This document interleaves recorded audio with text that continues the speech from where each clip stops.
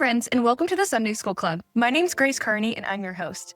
This is a podcast all about revisiting our childhood Bible stories and relearning them at an adult level.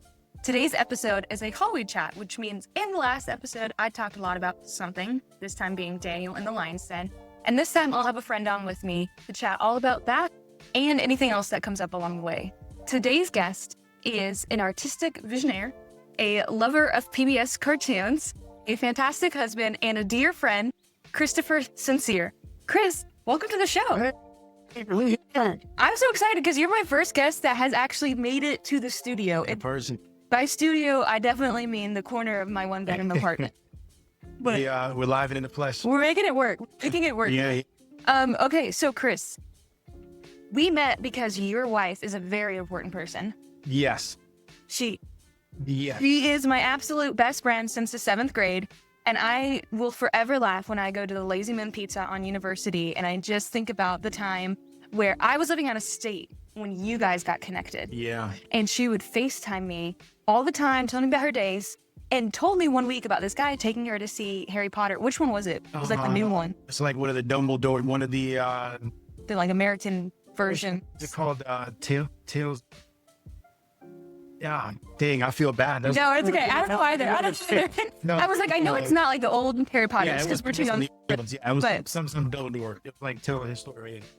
Yes, that tracks. So she called me and was like, this guy from church wants to go see this Harry Potter movie, da-da-da-da. I was like, but we're just friends. And I was like, Angeli, I hate to break this to you. I've never gone to the theater one-on-one with a guy who was just my friend. Yeah. But back then, everyone was trying to be friends with Angeli. Yeah. And so what was interesting was you kept coming up in these FaceTime calls when I was in Virginia. So when I was finally home, I was like, all right, who is this kid?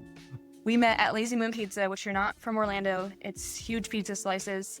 So it kind of takes down the level of intensity of the moment. But I knew, I was like, all right, this is important because I haven't been brought to meet someone. How'd you feel in that moment?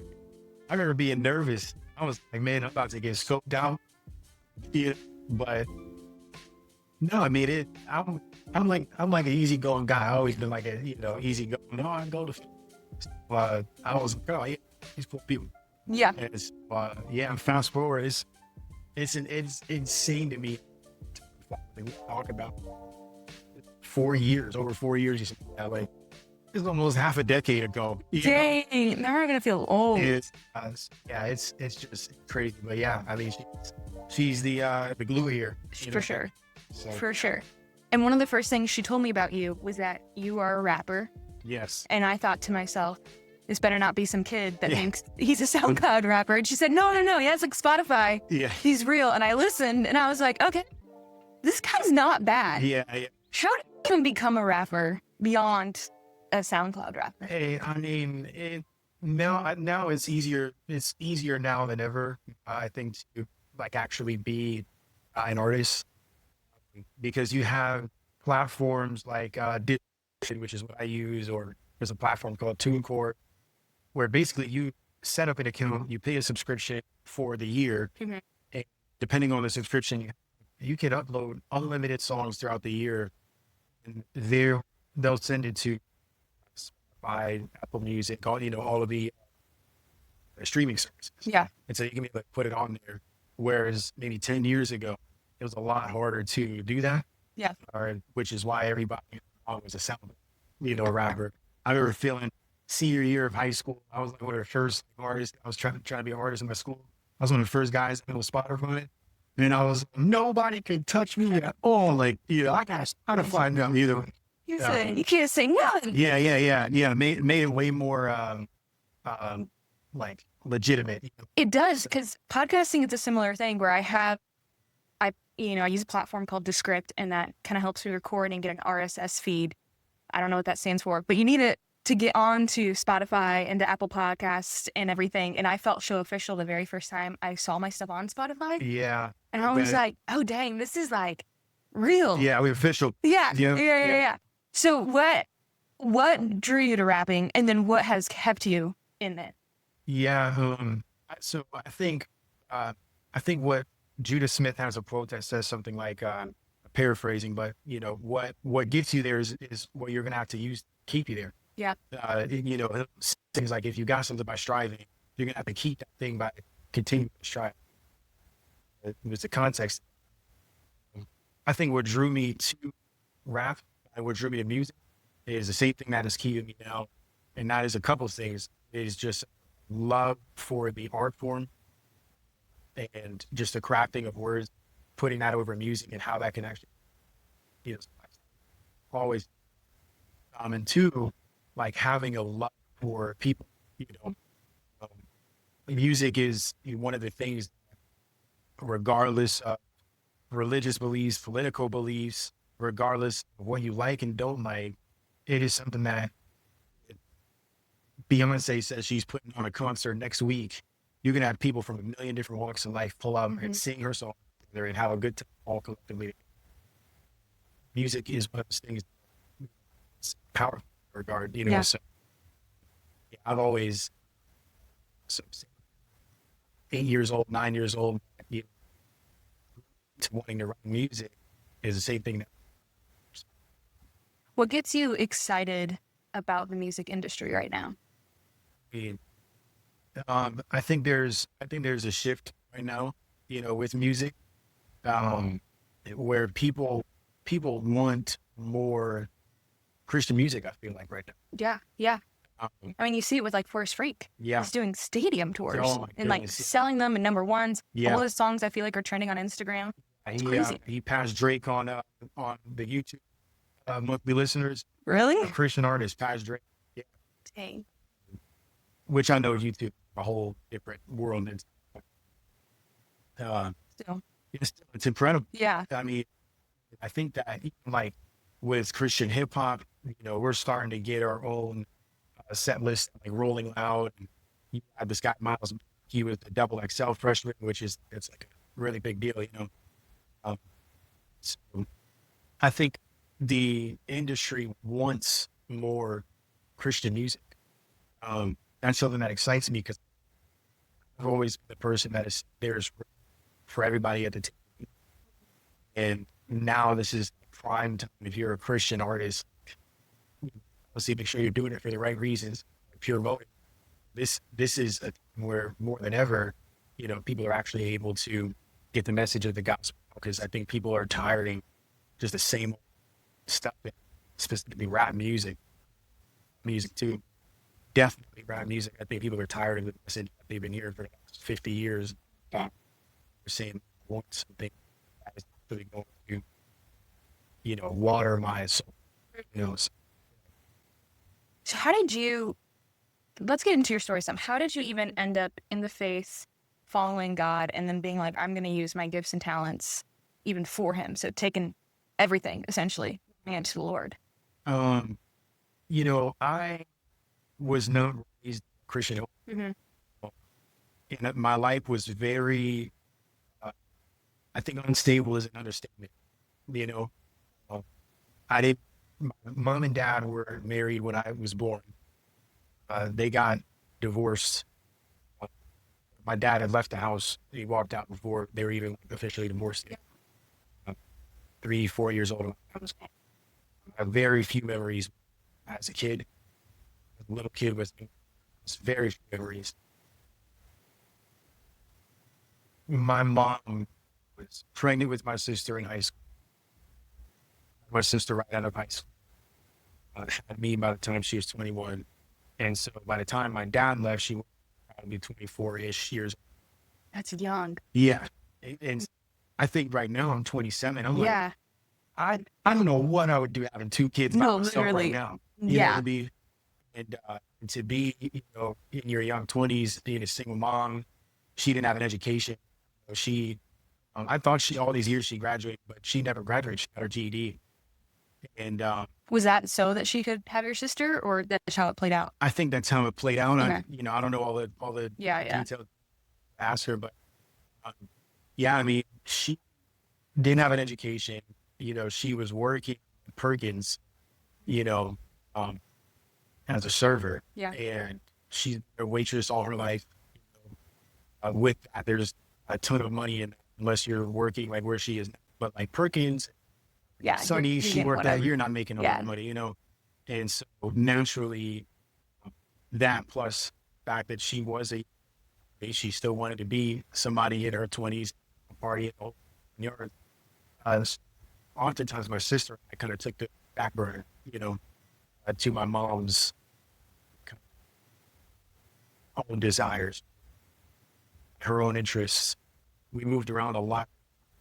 I lived in 19 times by the time I was 18 years old. Yeah. I was like counting in the car on the way here, just retracing things. I went to 5 different elementary schools. I went to 3 high schools in my freshman year. There was a lot of instability in my life growing up. And I was, a lot of ways, almost forced to fate, like in some, Yeah, you're like, there's got to be something better for than sure. this. You want to look at the people, usually, not every time, I know it's different for everybody. You want to look at the people that usually have the most faith. You can look places where people have the least amount of mistakes. Yeah. And are living in some of the worst circumstances, because at that point, it's something has to be better than this, so, yeah, I mean, like I said, grew up in church, a lot of instability. The only Christian I saw it was my grandma. Specifically, growing up, my grandma, my uncle wasn't around, and he was, on his own journey. Yeah. Growing up, every now and then, my grandma would bring us to church with her on weekend. So I knew that God was real. I always believed in God, but Jesus wasn't Lord over my life. The word, like the word Lord, or like in Greek, Kyrios. He said, let me pull out the Greek word. I got it. The Greek, the Brook. Pull out the Greek. The word Kyrios, it speaks to like somebody having authority or somebody being my master. So it's not just Jesus means a lot to me, or Jesus is a cool guy and I want to have my life. It is my life. If I say Jesus is Lord, life is under his authority. He is master. And so I grew up knowing about God. Probably would have filled in a box that said I was Christian. I wasn't actually. Nobody taught me what being in a disciple of Christ looked like, or things. It definitely wasn't my home growing up. And so, I'm 15 years old. I came into, because honestly, this kid at my school, Chris Nazario, shout out Chris Nazario, a guy forever. He brought me to, he had this Bible. He was in my science class in freshman year, University High School. And he's the first Christian that I saw look cool. He would wear hats. You know what I'm saying? He had Jordans and stuff that he would wear. And he was always just reading his Bible. And I was like, bro, what's your deal, bro? And he ended up telling me about the Christian club that was his club, Acclaiming Christ in the school, ACTS. Amazing. We love a good acronym. Yeah. Love a good acronym. Yeah. And he brought me there. I told you I went to 3 high schools in my freshman year. So by the time I got to university, it was already in the school year. Man. There was the last meeting of that year. The president of the club message, and they were like, let this be the summer for the first time in lives that you take it serious. And I took that to heart. So there was a church, they had a youth ministry that's working, but they had a youth ministry, high school ministry. And I was just going because my girlfriend was like, oh, you should come check out this church. Uh-huh.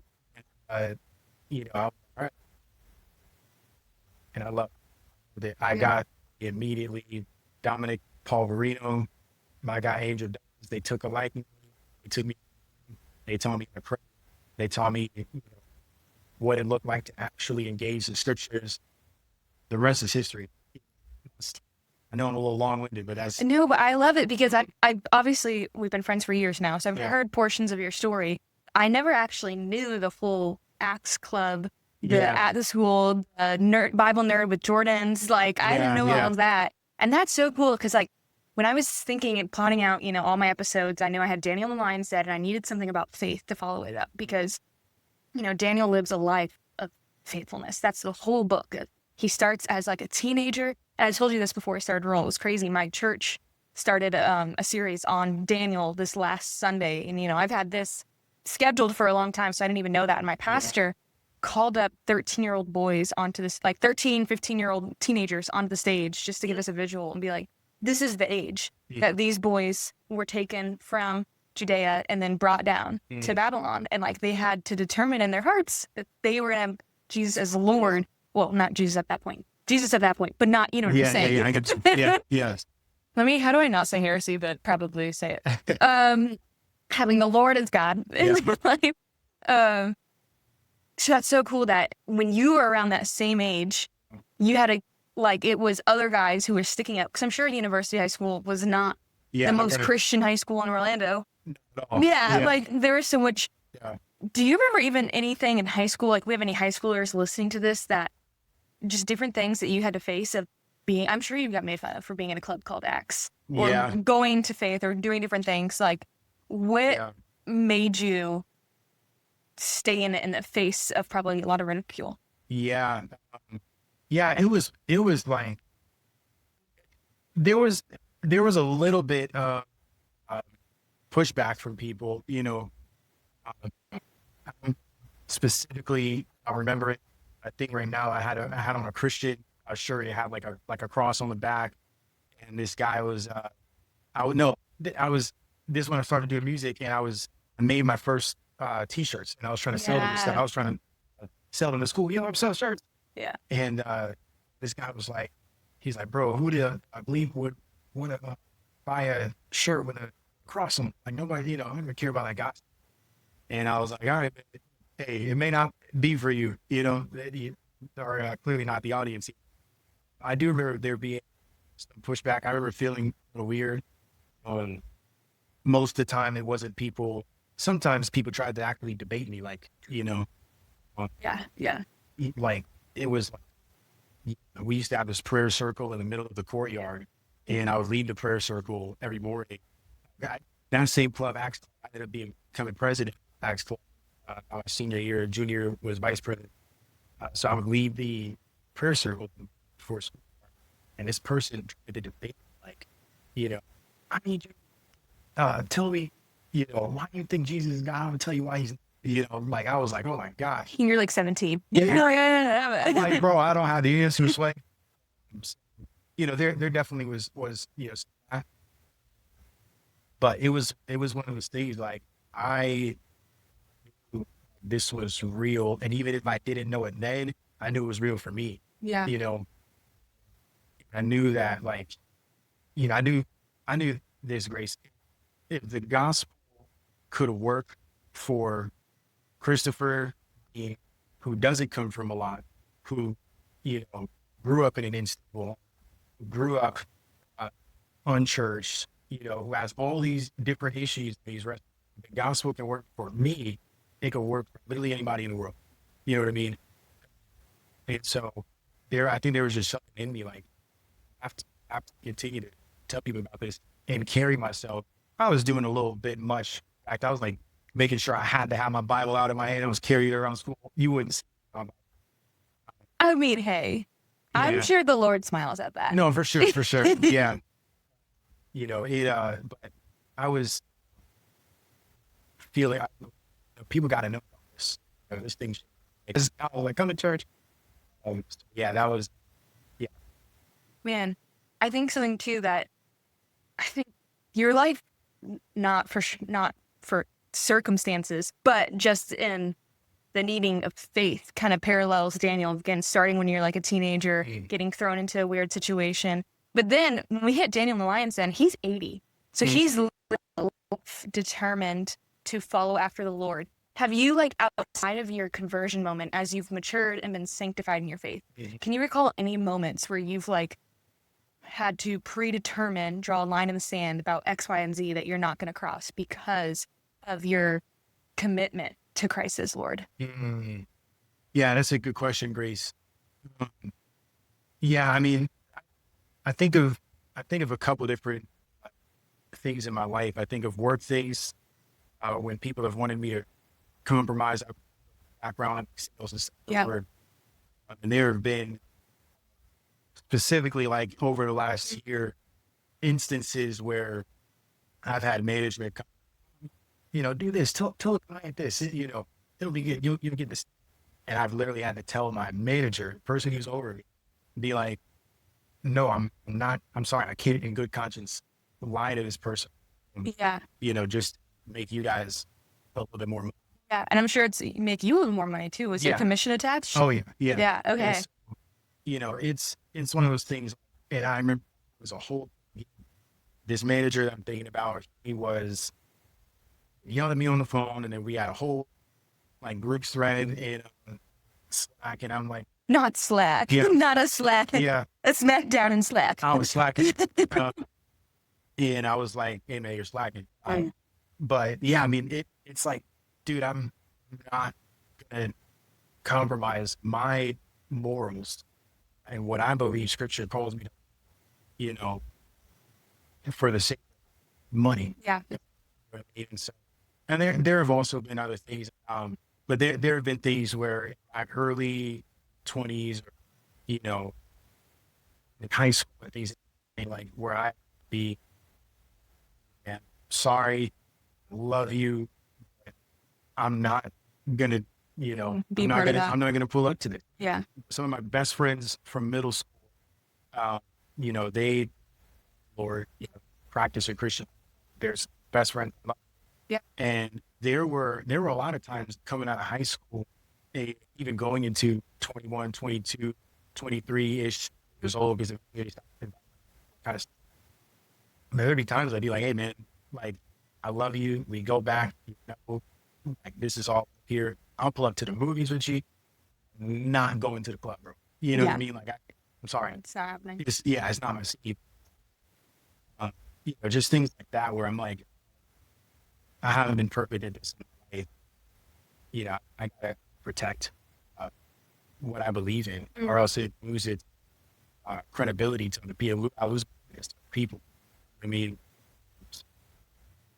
I'm sure throughout your walk, you've had other brothers farther along the path than you. 5%. Who are some people that you really look up to in the faith? They can be dead or alive. Man, G.K. Chesterton. Hey, GK has some good things. Yeah, fast. No, yeah. I mean, if we're talking, older folks. I like some of Tim Keller's stuff. I really like some of Lewis's. Richard Bonhoeffer has a great book, The Cost of This. Yeah, I read that one's heavy. And at the time I was reading it, it was like, I need this right now in my life. So that was amazing. Those are some of the older guys, but as far as like guys, right now, I was thinking about this like earlier today. I was thinking about my guy Elijah, and he's like a younger dude.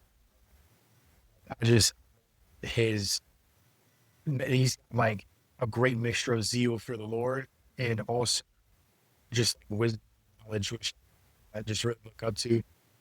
My uncle has always been, a big inspiration of mine growing up.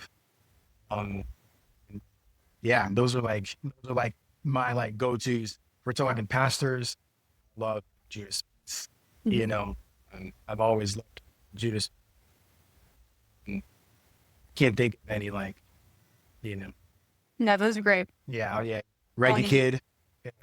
I just know that in the episode before this, I talk about Perpetua and Felicitas, and I had never even heard of them, but they're these Christian martyrs. Yeah. And I'm just learning that, like, man, people in the Bible like Daniel are so inspirational, but we kind of like know their stories already. Yeah. As I learn about Christian martyrs and like Christian missionaries, it's been like so affirming to my faith and like building me up and challenging of like, oh, I think I've suffered for Jesus because some call me lame or, they've treated me weird or looked at me weird for one reason or another. Yeah.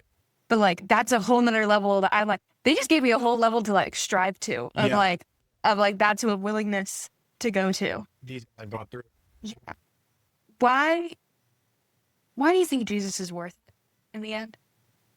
Because he's real, like if Jesus is faith. Paul talks about in, I think, First or Second Corinthians, I think 15.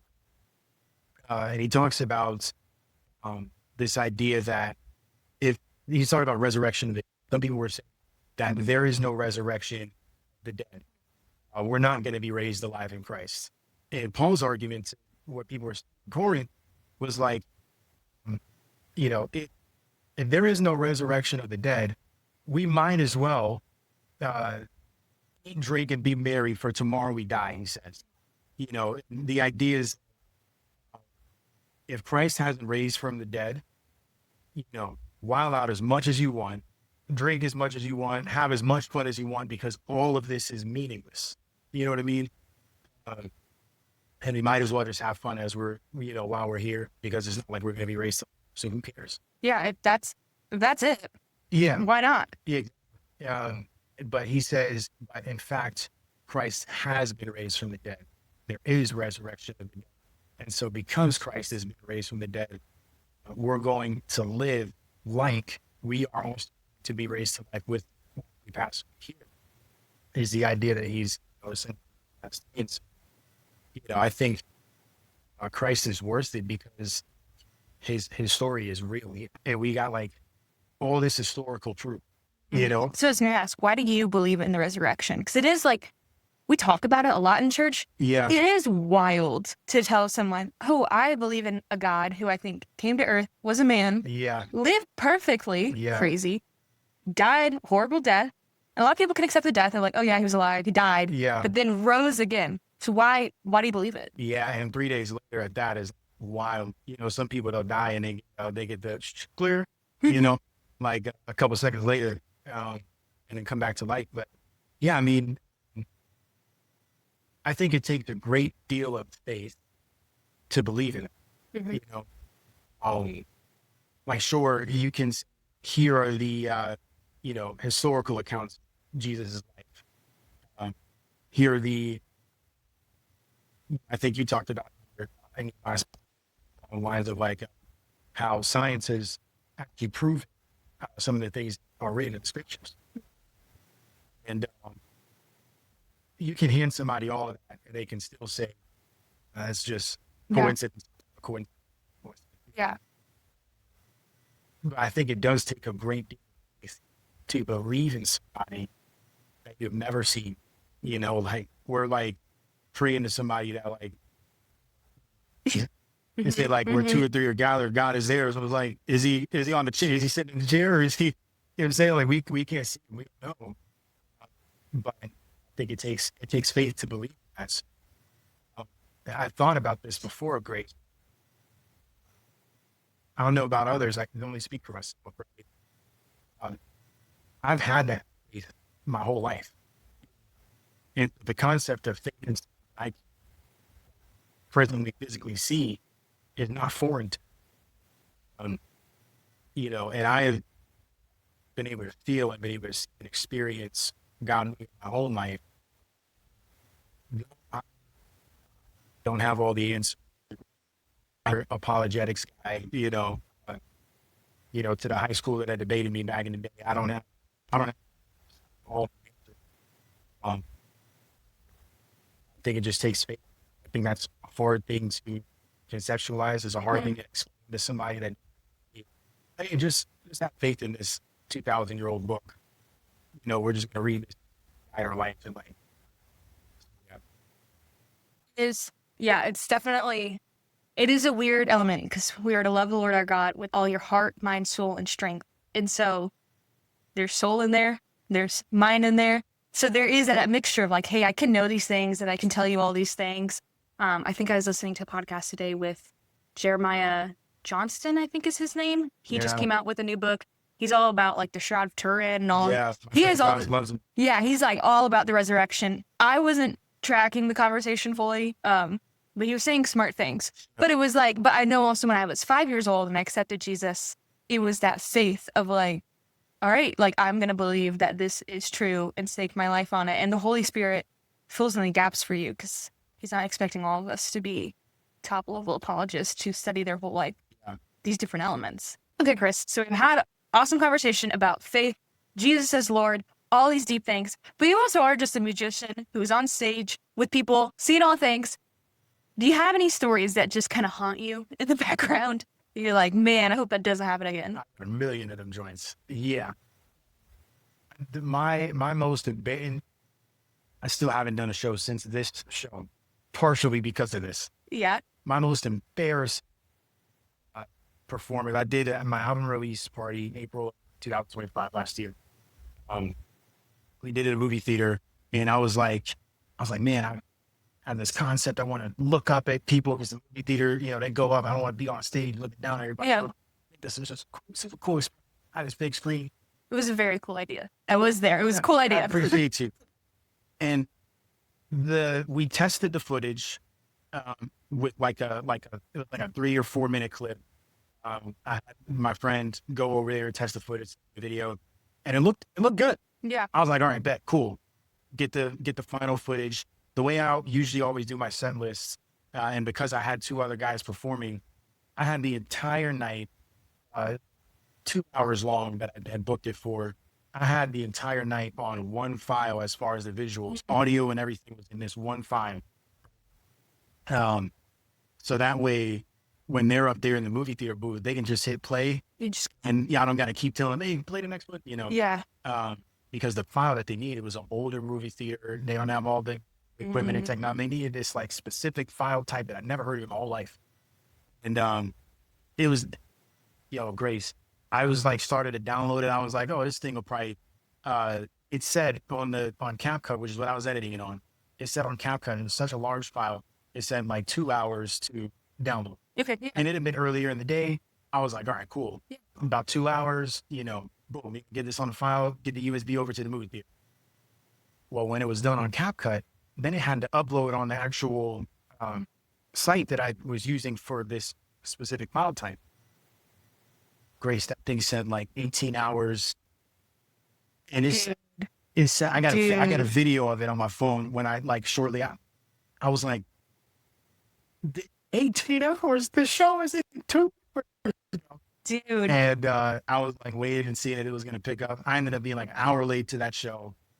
And I felt so horrible, so embarrassed. It was just it was the worst. I learned a lot. But I also swear, if you're like a creative of any type, but then especially if you're a creative for the kingdom, technical issues are the number one thing that has made me want to quit. Because tell me how I'm recording with the same setup every single time. Well, this time you're here, so slightly different. Yeah. The same setup. And we've already, even if y'all can't see it, we've cut multiple times because of technical difficulties. It's like the number one thing that I think the enemy loves to just kind of throw a little. Yeah, a little, yeah.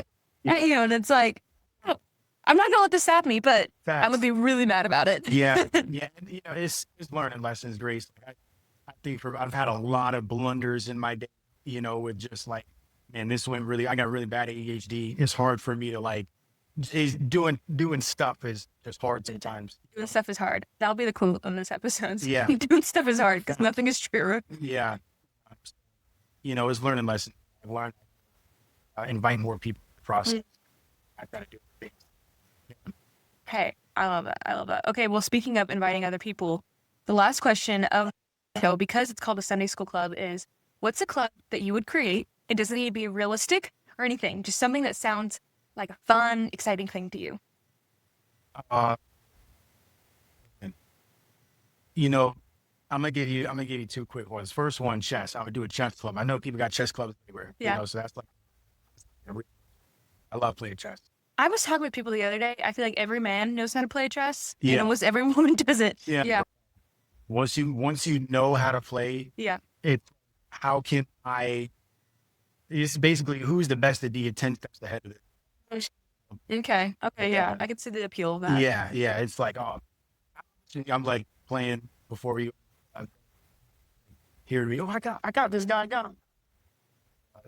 Yeah, chess club. But like my real answer, what my club would be, I would do something around like Marvel, like a comic book club. You know what I mean? Like I would love to run. So I'm assuming you've seen the newest Spider-Man then? Oh, of course. Where does it rank in the Spider-Man movies? How many are there? 3, 4? For Tom Holland, this is his fourth one. 4. Okay. Uh, I would say this is the best Tom Holland Spider. Oh, yeah. Okay. Yeah, I don't think it's the best Spider-Man movie ever. Who's your best Spider? Tobey Maguire, I think, got the best Spider-Man movies. I think Okay. Tom Holland is the best. You know what I mean? Okay. Okay. Yes. Yeah. Yeah. I see what you're saying. Toby's got the better storytelling. Sam Mhm. Raimi was the director. He's phenomenal work there. But I think the actual character of Peter Parker, Spider-Man, Tom Holland, all the fun. Okay. Amazing. Yeah. Well, Chris, where can our friends find your stuff? Listen to you. Yeah. I think you have some stuff coming out later this year. Tell us about it. I have an EP coming out August 21st called Filled. Social media platforms, Christopher Syncere with a Y. With a Syncere Y. With a Y. And Christopher Syncere. And YouTube, Instagram, all the Spotify. That's most important for me. Spotify is more important than even Apple Music. I think so. Yeah. Good to know. Yeah. Good to know. Spotify at this point, maybe not 5 years ago or so, at this point is a bigger platform. Awesome. Well, Chris, thank you so much for coming on the Sunday School Club. Friends, thank you all for listening. I hope you read the Old Testament more, get you a good community of faith around you, and I don't know, go watch some Spider-Man movies. Catch you next time.